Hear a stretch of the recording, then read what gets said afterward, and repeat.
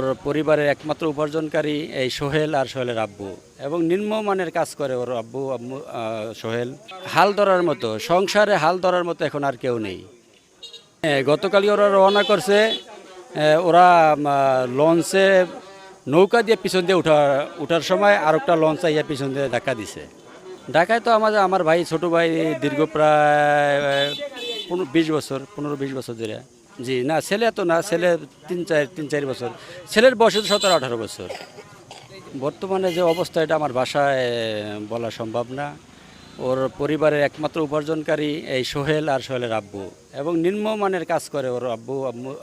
সোহেল একবারেই যা বলার কিছুই নেই। আর ওর তিনটা বোন আছে, ছোট ছোট।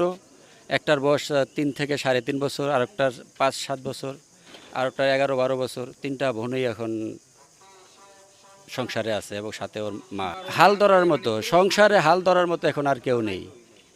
এখন সংসারের অবস্থা, আমি আপনাদের মাধ্যমে মাননীয় মন্ত্রী মহোদয়ের কাছে একটু আমার আকুল আবেদন, যাতে এই পরিবারের প্রতি একটু দৃষ্টি দেয় এবং পরিবারের প্রতি একটু নজর রাখে, যাতে এই ছোটো ছোটো বাচ্চাগুলা একটু দুমুঠো ডাল ভাত খেয়ে যেতে পারে। এটাই আমার আপনাদের মাধ্যমে মন্ত্রী মহোদয়ের কাছে আমার আকুল আবেদন।